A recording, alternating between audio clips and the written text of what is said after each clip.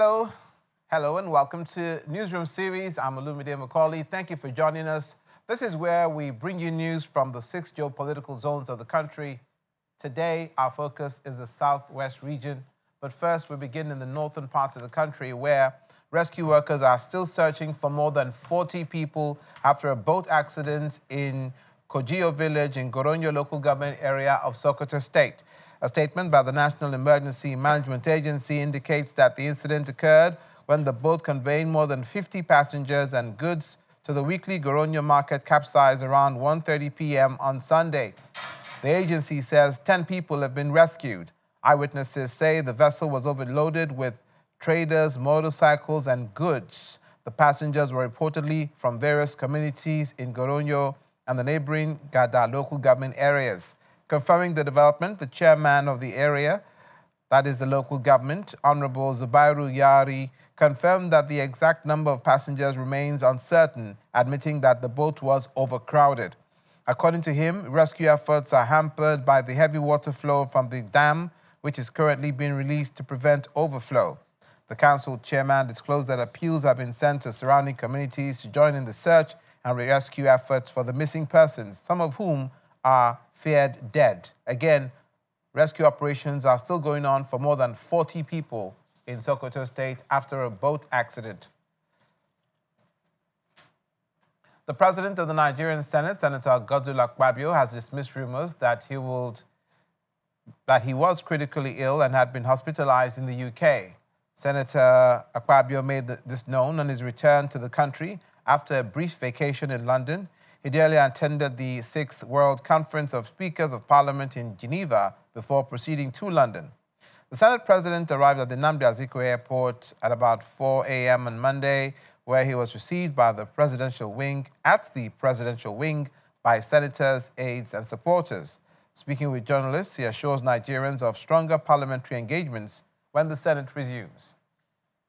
Before the evolution of oil, crude oil, governments, communities were run through taxes and through contributions. So Nigeria is looking at that era. So we are looking at a post-oil economy, post-gas economy. What can we do? We must exist. And so that's what the tax reform has done. And we also looked at the most vulnerable in the society, particularly people who earn below 1 million naira. Should they be paying taxes?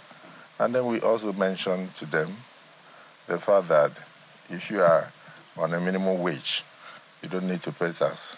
And this is part of the innovation that this administration has brought to bear. And the world was quite impressed. We also told them legislations that are in the making, such as the gender equality issue. We may not achieve gender equality, but we said gender inclusion. We want to make sure that we have more women in the parliaments. And so we are trying to look at ways and means of achieving that to ensure that next time we come to the Senate, for instance, we will not have only 3 or 4 women in the Senate. We should have more women in the Senate. And then, of course, we made sure we did not touch the seat of senators. So that means that we are tinkering with parts of the Constitution to see where and where we can include more women in the parliament without necessarily touching the current constituencies that have been created by the current Constitution. So many other amendments. And they were quite happy, at least judging from the ovation that we had. So thereafter, I proceeded to 1 or 2 countries because we are on vacation. The Ministry of Humanitarian Affairs, Disaster Management and Social Development has been clarifying why the Nigerian Farmcraft Center for the Blind in Iseriolofin, Lagos State is suspended. The Minister of State for Humanitarian Affairs, Disaster Management and Social Development, Dr. Sununu Tanko, explains that poor infrastructure is a major reason for the suspension of activities at the center. He says the ministry plans to upgrade the facility so trainees can receive quality service during skill acquisition programs. Speaking on our breakfast program, Sunrise Daily, he adds that students of Nigeria Farmcraft Center for the Blind are encouraged to enroll in the federal government's cash transfer program, where they will be given priority.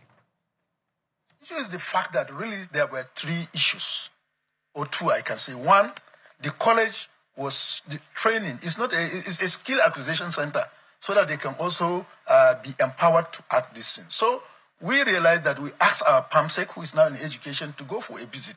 And he visited the school. The condition of the school for youth, people of special need, most especially blind people, is really not really acceptable. And we are afraid that something more trouble may happen. So we say, okay, in that case, we suspend. And that's what? Suspend the training until we put in measures to upgrade the standard in terms of what we have for training and even living condition of the institution. And we factored this into 2025 budget. And then, unfortunately, they've all agreed that they haven't come to the ministry to confirm what is happening. They have not had any discussion with us. And in fact, they call and say alumni. I said, okay, all right. As alumni, you have right to protect your institution. And I can also do that. But the only thing we differ is your approach of blocking road, denying others people right. And they say, okay, they have not also received conditional cash transfer was being disbursed, and they went and they were just out.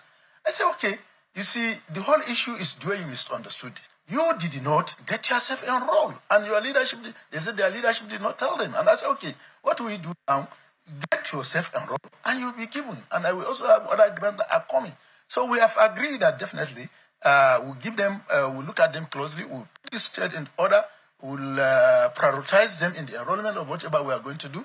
And every one of us are happy. I want to apologize, please, to all the commuters of that day who suffered unnecessary hardship because of what happened. Please bear with situation. And as a responsible ministry, will always be up to the task in terms of acting immediately when we had challenges like that. When we pray, challenges may not also occur.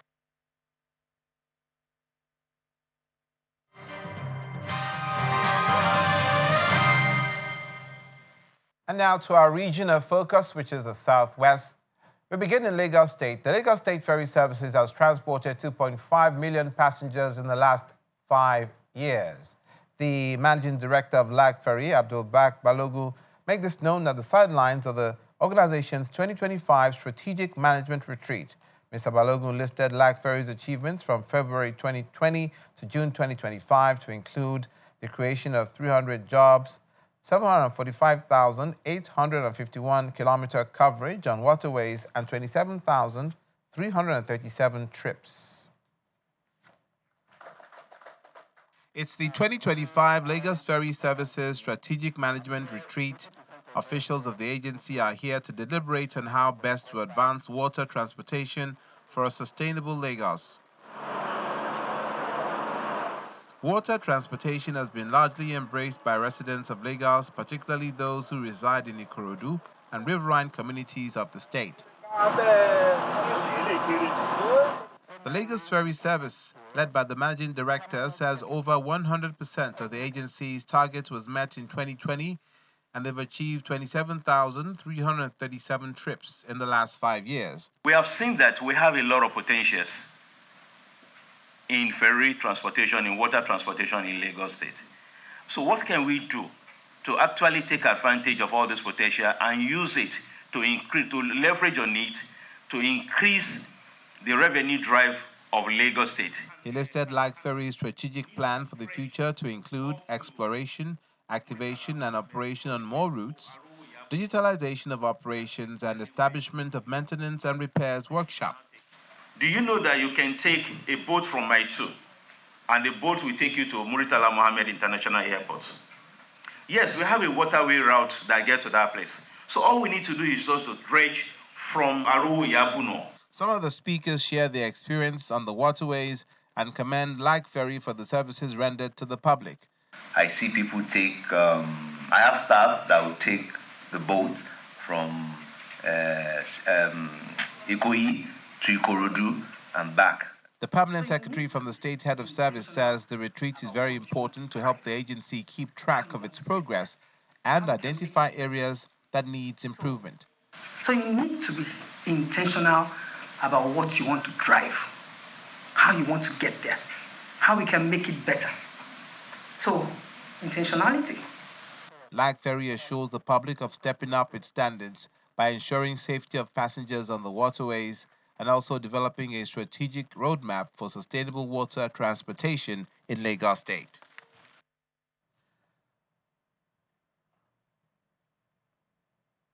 The Lagos State government, through the state's Universal Basic Education Board, hosted a heartwarming ceremony in honor of septuagenarians in the basic education community who've attained the remarkable milestone of 70 years and above. The executive chairman of LAUBEB, Mr. Hakeem Shitu, who was speaking at the ceremony, urges pensioners to keep in touch with the agency and help drive the growth of the education sector. Septuagenarians who have served under the Lagos State Universal Basic Education Board are being celebrated by LASUBEB for the good works and impact that they have made during their tenure.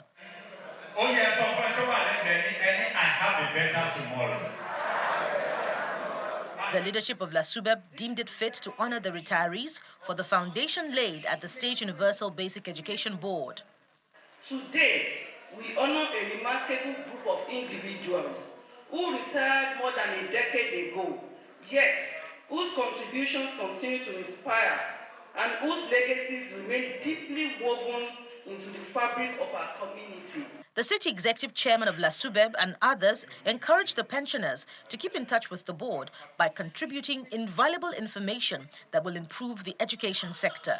What we are managing today in service are the foundation that you have laid for us to work on. Experience is the best teacher, and we are open to learning from you. We can't know it the way we are doing it. Representatives of the pensioners commend the state government for honoring them and also appeal for the payment of their consequential arrears. We thank the board chairman, Dr. Hakeem Shitu, for giving respect to and honoring senior citizens. And also, we thank the board members of SUPEB for appreciating us. As the Lagos State Universal Basic Education Board gives assurance of continuous celebration of the septuagenarians, these senior citizens are hopeful that their arrears will be remitted as soon as possible in order to ease the economic hardship in the country. The First Lady of Nigeria, Senator Oluremi Tinubu, is empowering 500 small-scale women entrepreneurs in Ondo State with grants of 50,000 naira each to support and grow their businesses. Now, the support comes under the Renewed Hope initiative in partnership with a private philanthropic organization. As part of efforts to reduce unemployment, poverty, and economic hardship, the wife of the president, Mrs. Oluremi Tinubu, takes her Renewed Hope Agenda program to Ondo State. The wife of the state governor, Mrs. Oluwaseun Aiyedatiwa, flags off the initiative on behalf of Mrs. Tinubu. The program is designed to strengthen the entrepreneurial drive of women traders and support them in meeting their financial needs. She appreciates the support of private partners and the Ondo State government, urging the beneficiaries to make good use of the opportunity. That is not a loan. It is a grant and a seed of renewed hope to help you recapitalize your existing businesses. It is my firm belief that when you empower a woman, you empower a household and a community, and indeed a nation. Earlier, the Ondo State Commissioner for Women Affairs and Social Development, Dr. Seun Oshamaye, welcomes the First Lady and commends her for bringing the initiative to the state. We are grateful to our dear mother of Nigeria for doing this, and we are thankful to our mother in Ondo State for also doing this for us. In Ondo State, 500 women will benefit from the grant, while a total of 18,500 persons are expected to benefit across the 36 states of the Federation and the Federal Capital Territory. You're watching Newsroom series. Coming up, the Ogun State government begins its initiative of the target of planting 1 million trees. Please stay with us.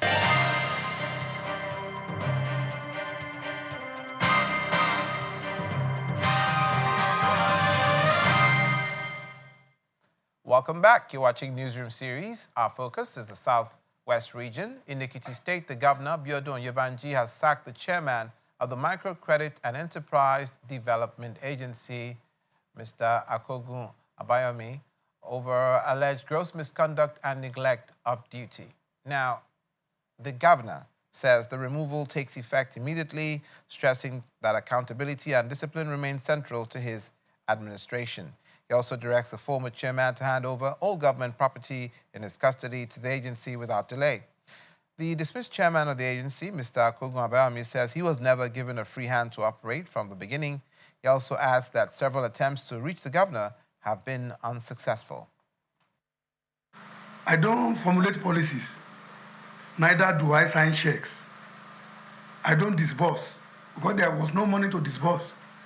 The agency was moribund when I took over. What I met, their account was 3 million naira. And there's nothing to disburse.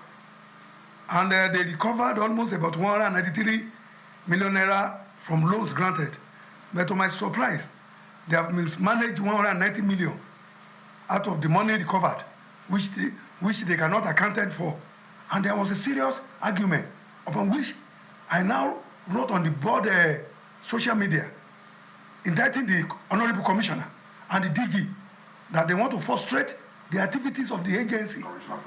Commissioner for Trade, Investment, and Commerce. That's Honorable Commissioner Adeola. So when I was in Lagos, she called me.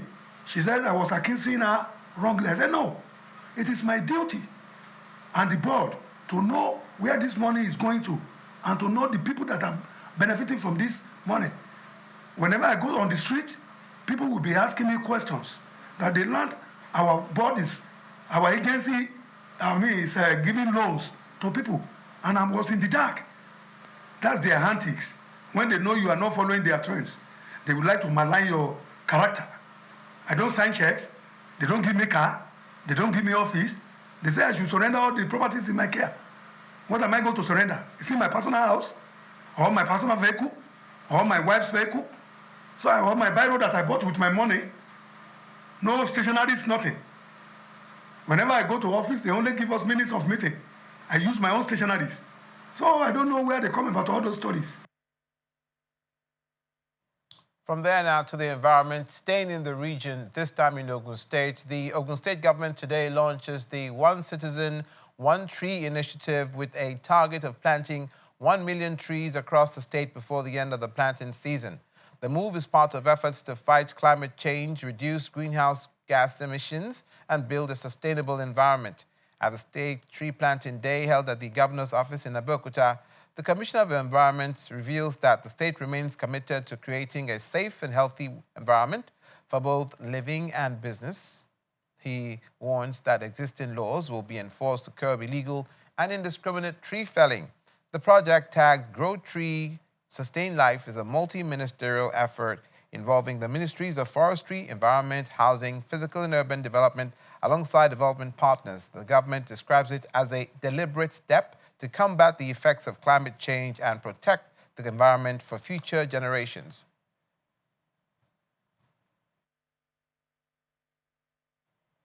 And joining us on Newsroom series this afternoon is the Honorable Commissioner for Environment in Ogun State, Mr. Ola Oresonya, who joins us from Abeokuta. Welcome to the program. Thank you, and thank you for having me. It's our pleasure indeed. Now, it's always a wise decision to be on the good side of the environment.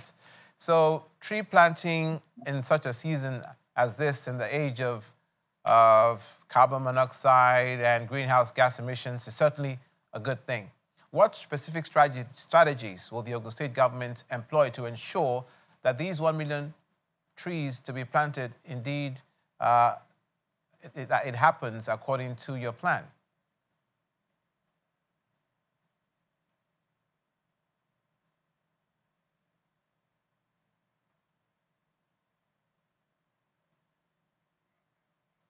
Mr. Oresonya, if you can hear me, my question to you was, what specific strategies will the Ogun State government employ to ensure that the 1 million trees planted under this initiative survive beyond the planting season?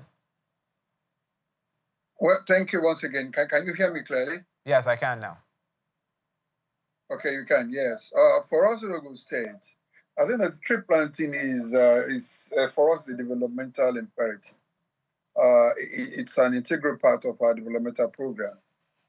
Looking at position in the state, the nation, as a highly industrialized state, one of the key things when it comes to livability in Ogun State is the tree planting to make sure that we run our system, we make Ogun State to be a more livable place for all. So it's a development imperative for us. And one of our strategies that we have there is to make sure that we're not just planting, we have to nurture. And it's already factored into budget provision for us in the Ministry of Environment. And most of these trees we are planting, we are doing most of these things with the private sector. The private sector is involved with most of the ones, the urban afforestation, for example.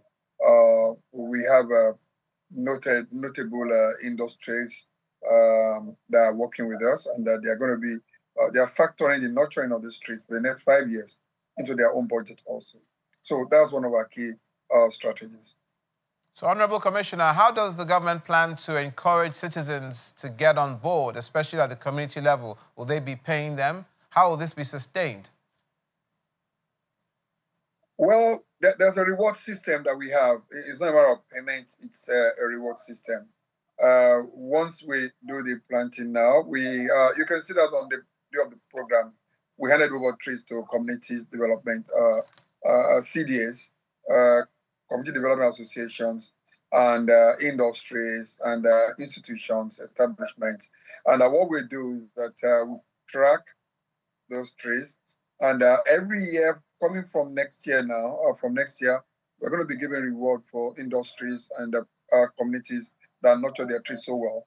And they are very, very encouraging reward that we'll be giving to them. And we make sure that apart from the reward, also we do a monthly evaluation of most of our trees. The one we planted last year, don't forget, last year was our maiden edition, and we inspected the ones we planted last year. They're still good. And there are people who have their names tagged along with those plants. On their birthdays, we remind them to come and look at their trees and see how their trees are doing. So we tag your name against the tree, and we remind you to come and look at those trees. So they're not just on the road, they're there as a family legacy on the street. Indeed. Now, with illegal and indiscriminate tree felling still a concern, what enforcement measures will be taken to strengthen compliance with the existing forestry laws? Well, talking about forestry laws, Ogun State is the only state in Nigeria that has a Ministry of Forestry. And that underscores the importance we place when it comes to conservation of our forest covers. The Ministry of Forestry is so concerned about this, and on implementing our laws is one of the key things, one of our key strategies that we're using in this. We've recruited so many of these are forest guards in most of our forests. So hardly do you have forests in Ogun State right now without forest guards. And we have the Amotekun also that are giving us the backup for that. We have the law enforcement agents on the road. So if you are taking out any tree in Ogun State without the stamp, without the government stamp on it, then you'll be arrested immediately. So illegal deforestation is reducing drastically in Ogun State because of what these are institutional arrangements to ensure that we discourage this cover. Apart from that, we also deploy technology. We have the spatial measurement of forest covers, and you have them on digital mapping, where we see the green areas and we see the brown areas. So digitally, you have the rate of depiction right there on the desk of the Commissioner for Forestry. If you have any depletion without authorization, he is the first to see it and deploy enforcement team out there. So we're really concerned with it. The Honorable Commissioner for Environment of Ogun State, Mr. Ola Oresanya, thank you so much for coming on Newsroom Series. Thank you for having me. Our pleasure. Now, the Ogun State Command of the National Drug Law Enforcement Agency has called for a collective action towards taming the menace of drug abuse among the youth population of the country, saying that about 40% or 14% of the youth engage in drug abuse as against the global 5.6% global average.